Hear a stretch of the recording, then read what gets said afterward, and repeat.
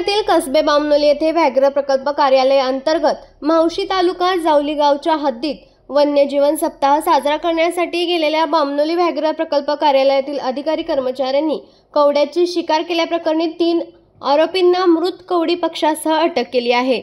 त्याच्याकडून 2 लाखाहून अधिक किमतीची बंदूक तसेच त्यांच्यासाठी वापरले जाणारे छरे असलेली डबी तसेच साधारणपणे 15 लाख रुपये किमतीची बोलेरो गाडी असा मुद्देमाल जप्त केला असून बामनोली वन परिक्षेत्र अधिकारी विजय भाटे यांच्या मार्गदर्शनाखाली ही कारवाई केली आहे।